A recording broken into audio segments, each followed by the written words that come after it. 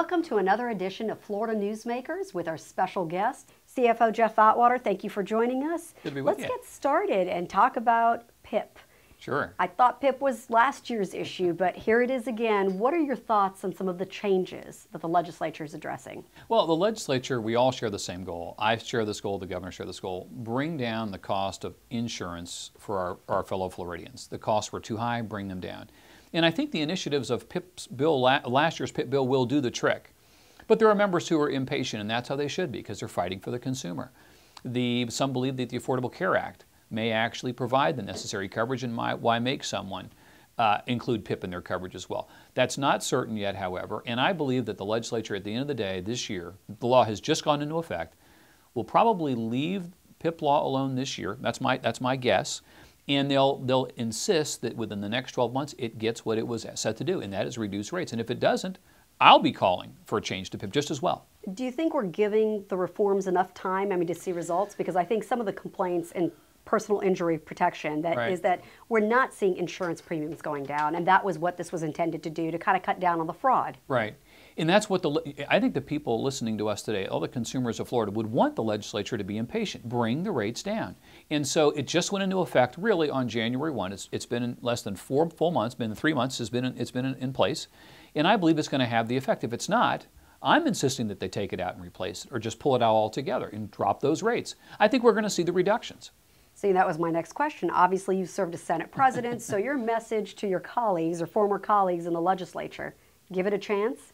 It is give it a chance, but I share their impatience. The numbers that came out in the fall from the insurance companies is for the first time in 5 years they didn't raise rates.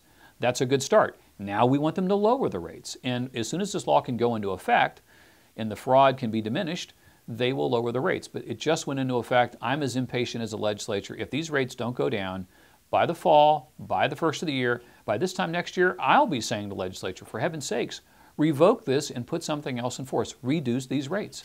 CFO, what about citizens' property insurance? They've garnered a lot of media attention, both good and bad, recently.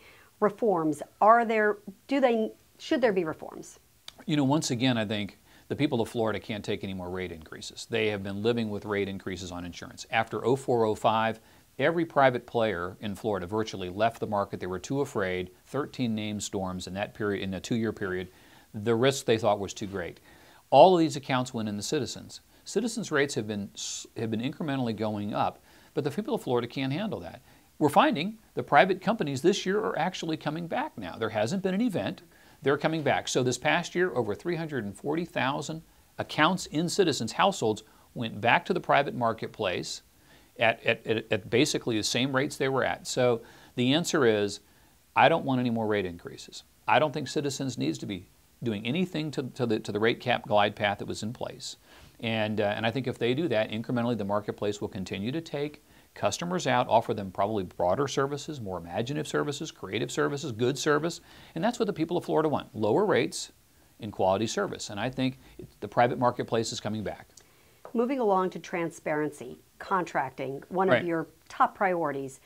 Are we headed in the right direction? Do you have concerns with some of the state contracts? I do. And the issue is I didn't know this when I was the president of the Senate. The departments couldn't even tell me how many contracts the state even had.